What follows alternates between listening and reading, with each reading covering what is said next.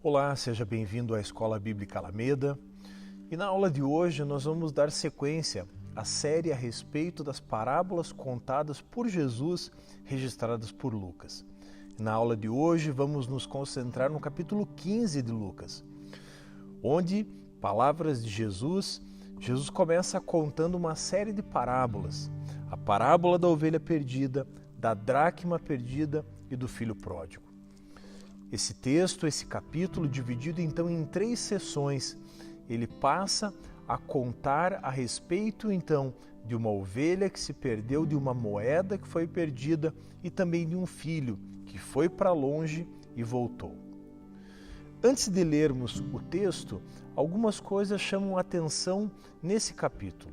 O capítulo 15 de Lucas, ele tem uma divisão muito clara. São 3 sessões nesse capítulo que falam sobre a ovelha perdida, a moeda perdida e o filho perdido. Porém, a lição central desse capítulo é que Jesus veio buscar e salvar aquele que estava perdido.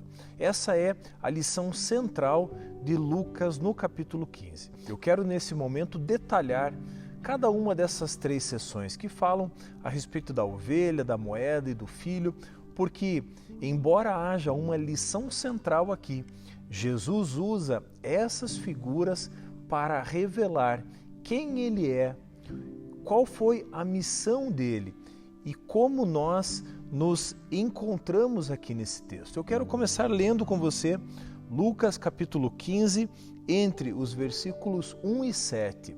A parábola da ovelha perdida. Diz assim a palavra do Senhor. Aproximavam-se de Jesus todos os publicanos e pecadores para o ouvir. Os fariseus e os escribas murmuravam dizendo: Este recebe pecadores e come com eles. Então Jesus lhes contou esta parábola. Qual de vocês é o homem que, possuindo 100 ovelhas e perdendo uma delas, não deixa no deserto as 99 e vai em busca da que se perdeu, até encontrá-la? E quando a encontra, põe-na sobre os ombros, cheio de alegria. E indo para casa, reúne os amigos e vizinhos, dizendo-lhes: Alegrem-se comigo, porque já achei a minha ovelha perdida. Digo a vocês que, assim, haverá mais alegria no céu por um pecador que se arrepende do que por 99 justos que não necessitam de arrependimento.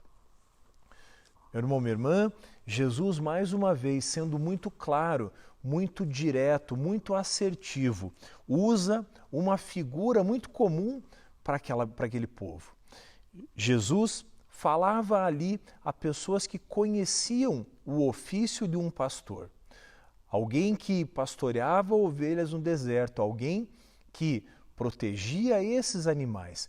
E Jesus então usa essa figura para representar o papel do pastor, o bom pastor, o Filho do homem, Jesus, o Cristo, aquele que veio buscar e salvar aquele que estava perdido. É interessante perceber que o texto começa dizendo que Jesus, em meio a publicanos, em meio a fariseus, em meio aos escribas, recebe críticas, porque estava assentado junto com pecadores. É interessante perceber que, embora Jesus não fosse um pecador, Jesus entendia que precisava ser sal e luz na vida daqueles pecadores. E aqui nós aprendemos a primeira lição. Assim como Jesus se importava com os pecadores, não negligenciando o papel dele, eu e você também, como filhos de Deus, como sal e luz, eu e você também precisamos ter esse olhar de compaixão e de misericórdia, porque se um dia fomos alcançados por aquele que veio buscar e salvar aquele que estava perdido, essa mesma função, esse mesmo ofício de Senhor e de Salvador também precisa se aplicar para aquelas pessoas que estão ao nosso redor e que ainda não conhecem o Senhor Jesus. E o texto então fala a respeito desse pastor que, tendo 100 ovelhas, deixa as 99 e vai buscar aquela que estava perdida. E num primeiro momento nós podemos entender como um ato de negligência o fato de alguém deixar 99 ovelhas no deserto para buscar uma. Mas, como falamos anteriormente, o texto fala justamente a respeito disso, de Jesus vindo buscar e salvar, aqui nesse caso, a ovelha que estava perdida. E no versículo 7, Jesus vai dizer uma frase que possivelmente você já tenha ouvido falar muitas vezes.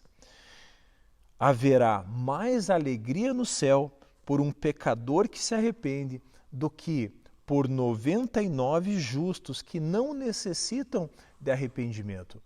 Aqui, Jesus, embora use a figura da ovelha, ele revela que, de fato, estava se referindo ao povo de Israel e a toda a humanidade. Jesus diz que no céu há uma grande alegria quando um pecador se arrepende. Por isso, podemos entender que essa ovelha perdida é, de fato, um pecador que se arrependeu. E na sequência, na segunda sessão, Jesus continua dizendo, o versículo 8 até o versículo 10 diz assim: Ou qual é a mulher que, tendo 10 dracmas, se perder uma delas, não acende a lamparina, varre a casa e a procura com muito empenho até encontrá-la? E quando a encontra, reúne as amigas e vizinhos, dizendo: Alegrem-se comigo, porque achei a dracma que eu tinha perdido. Eu afirmo a vocês que a mesma alegria existe diante dos anjos de Deus por um pecador que se arrepende. Mais uma vez, Jesus traz a ênfase o pecador que se arrepende. Porque, como falamos anteriormente, a lição central do capítulo 15 de Lucas é a verdade de que Jesus veio buscar e salvar o que estava perdido. Aqui, nessa segunda sessão, Jesus usa a figura de uma mulher que perde uma dracma. A dracma era uma moeda grega que tinha um valor equivalente a um dia de trabalho. Então, ela tendo algumas moedas, 10 moedas mais precisamente, ela perde uma delas. E ela então demonstra uma diligência, uma aplicação para buscar essa moeda que tinha se perdido. E alguns detalhes aqui chamam a atenção.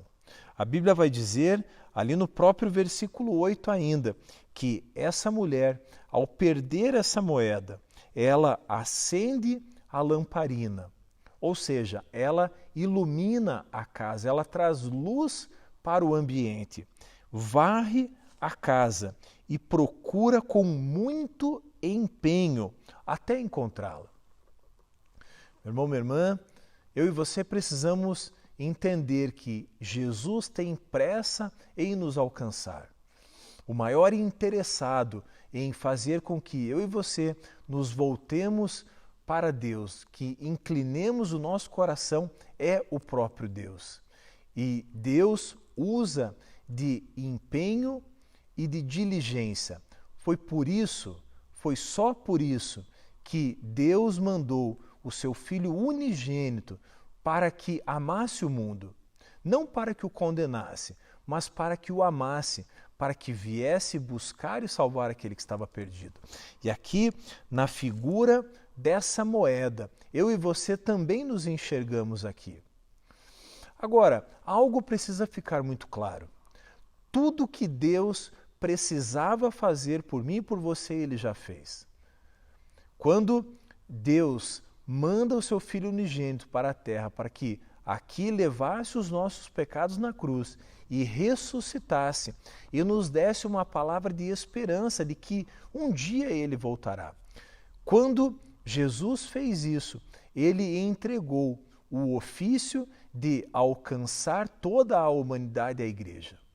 A grande comissão lá em Mateus 28 diz isso. Fala a respeito de Deus entregando através de Jesus toda a autoridade para a igreja, para que com essa autoridade então toda a humanidade fosse alcançada. Por isso, à medida que lemos esse texto e enxergamos que esse mesmo empenho, essa mesma diligência, essa mesma dedicação em buscar e salvar o que estava perdido, também está sobre os ombros da igreja. E eu e você somos igreja, o corpo de Cristo, o edifício de Deus, o corpo onde Jesus é o cabeça e nós somos os membros. E mais uma vez, ali no versículo 10, Jesus vai dizer: eu afirmo a vocês que a mesma alegria existe diante dos anjos de Deus por um pecador que se arrepende. E na terceira sessão, talvez a mais conhecida, a parábola do filho pródigo ou do filho perdido, ali a partir do versículo 11 até o versículo 32, Jesus então conta a respeito de um certo homem, e esse homem tinha 2 filhos. Aqui, esse homem representa a figura do Pai, a figura de Deus, e ele tem 2 filhos. Um mais moço, que decide pegar a sua parte na herança e partir, e um filho mais velho que permanece em casa. Esse filho mais moço pode representar a minha e a sua vida. Alguém que partiu para longe de Deus, mas um dia voltou. E aqui também a figura do irmão mais velho, que apontava aqui para os fariseus, para os saduceus, para os escribas, para os sacerdotes, aqueles que faziam parte dessa elite socio-religiosa de Israel. E nesse contexto de Jesus como aquele que veio buscar e salvar aquele que estava perdido, o texto então passa a contar a história desse filho mais moço que, tendo ali 1/3 da sua herança, parte para uma terra distante, parte para longe. Mais importante do que entender essa distância como sendo geográfica, o texto quer dizer de alguém que leva o seu coração para longe do coração de Deus. E nesse lugar, então, esse filho tenta desenvolver a sua vida. E é interessante perceber que, nesse texto, o filho mais moço representa a mim e a você. E algumas fases, então, dessa vida que esse filho mais moço busca seguir longe do Pai apresenta. Eu quero destacar aquilo que o pastor Hernandes Dias Lopes vai falar a respeito desse texto. Ele vai dizer que a vida do filho mais moço pode ser dividida em 5 etapas. Eu quero ler essas 5 etapas com você. A primeira delas é a partida. Aquele filho motivado por uma insatisfação. A vida ali com o seu pai, com o seu irmão, já não o agradava mais. Então, aquele filho solicita a sua herança. Ele mata o seu pai no seu coração. E ele parte, então, para esse lugar distante. E essa é a primeira etapa, a partida. Esse primeiro estágio de alguém insatisfeito que vai para longe. O segundo estágio é o da miséria. Porque o texto vai dizer, lá no versículo 14, que depois de ter consumido tudo, sobreveio àquele país uma grande fome, e ele começou a passar necessidade.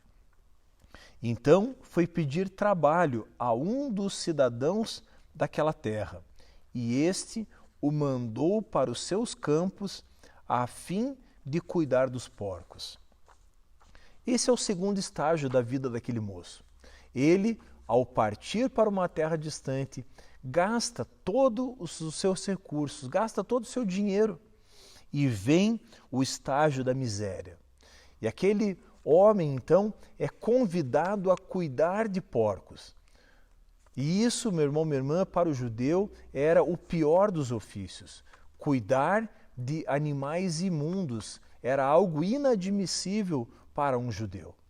E o terceiro estágio, então, é o estágio da contrição, do arrependimento.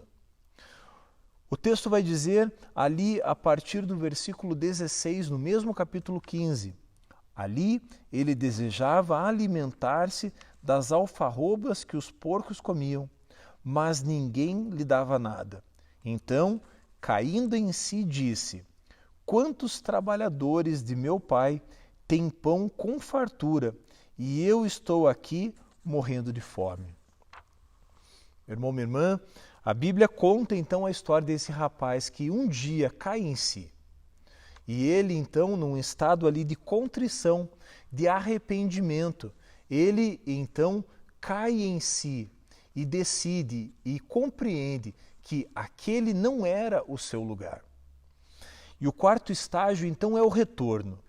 No versículo 18, o texto vai dizer: vou me arrumar, voltar para o meu pai e lhe dizer: Pai, pequei contra Deus e diante do Senhor. Já não sou digno de ser chamado de seu filho. Trate-me como um de seus trabalhadores. E arrumando-se, foi para o seu pai.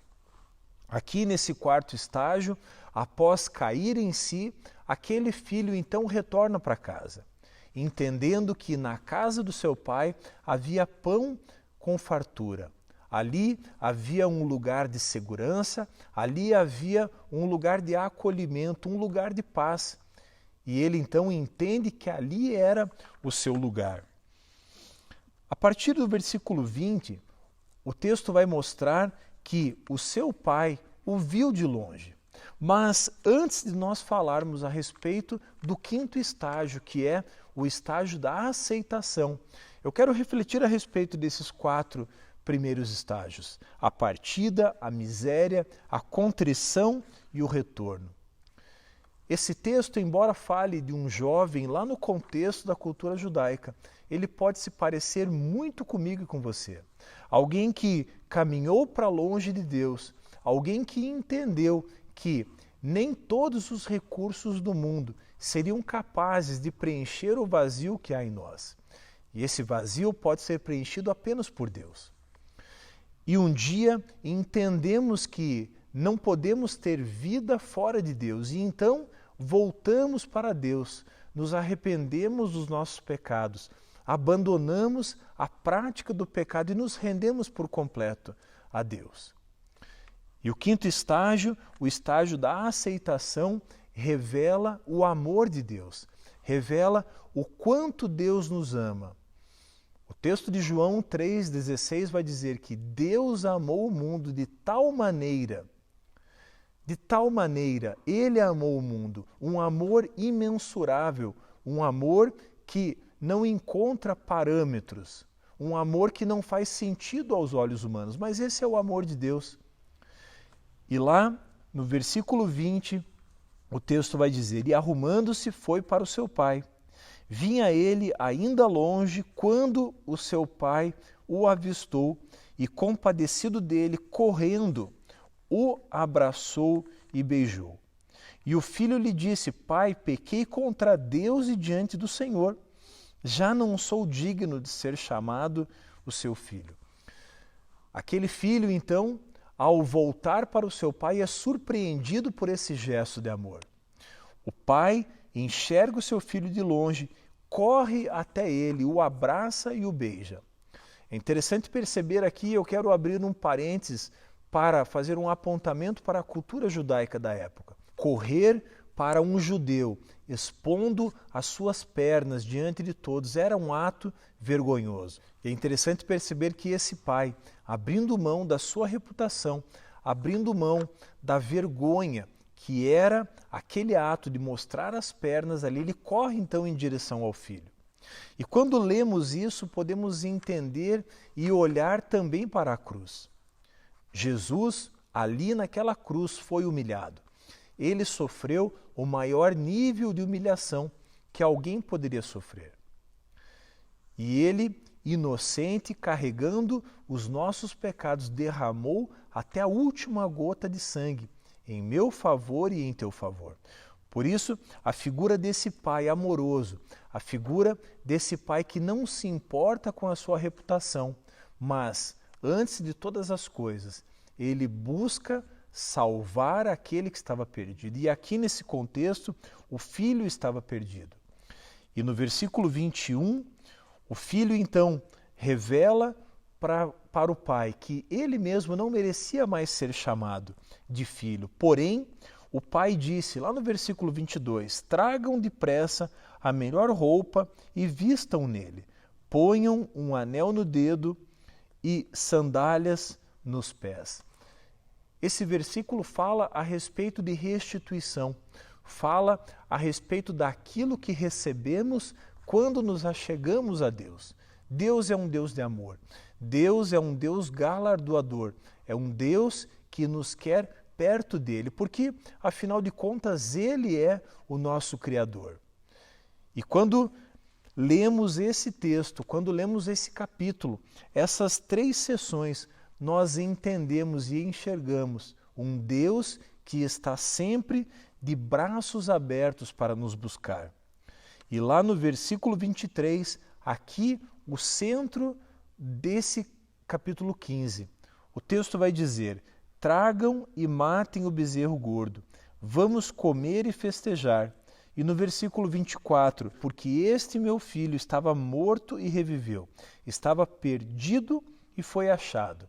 E começaram a festejar. É interessante perceber que o texto dá muita ênfase no festejo, no festejar, no se alegrar, tanto na parábola da ovelha perdida, quanto da dracma perdida, quanto do filho pródigo. O resultado dessa restauração foi uma festa. Deus é um Deus que se alegra quando nos inclinamos para Ele, quando reconhecemos quem Ele é, reconhecemos que somos pecadores e que precisamos de Deus. Deus é um Deus que se alegra com o nosso retorno. Por isso, essa parábola fala também em nos prostrarmos diante de Deus e inclinarmos o nosso coração a Ele e permitirmos que o Espírito Santo nos sonde para entendermos em que lugar estamos. Será que estamos à mesa com Deus?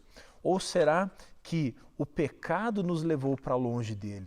Será que os nossos desejos egoístas, os nossos desejos terrenos, materiais, será que esses desejos não têm nos afastado da convivência do nosso Deus?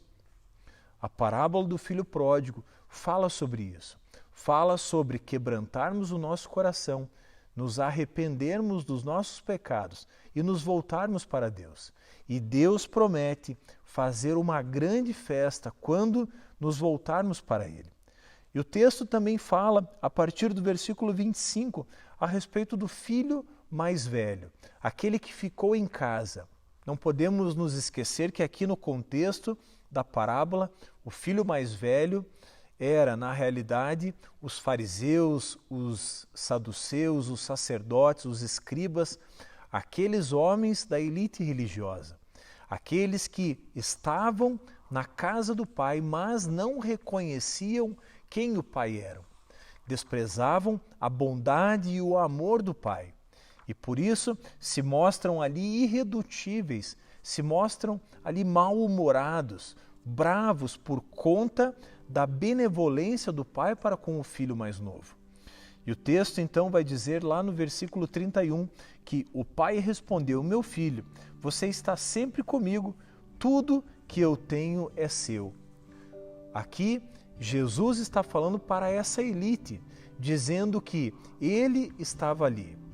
Ele veio primeiro para os judeus, mas como o texto de João diz lá no capítulo 1, estes não o reconheceram. E o texto continua no versículo 32, o último versículo da parábola, dizendo: mas era preciso festejar e alegrar-se, porque este seu irmão estava morto e reviveu, estava perdido e foi achado. A parte da discussão aqui com o irmão mais velho, eu e você, na figura do irmão mais novo, precisamos entender que Jesus veio buscar e salvar o que estava perdido. E se já fomos achados por Jesus, precisamos agora cumprir a grande comissão dada por Jesus a nós, que é buscar e salvar aquele que está perdido hoje no mundo. Por isso, esse texto traz uma grande responsabilidade sobre nós. Eu e você, corpo de Cristo, edifício de Deus, somos chamados para cumprirmos essa grande comissão. E na semana que vem falaremos a respeito da parábola do administrador infiel, contida em Lucas no capítulo 16. Se você gostou desse vídeo, se ele foi útil, deixe o seu comentário, o seu like, inscreva-se no nosso canal e ative o sininho para receber as nossas atualizações.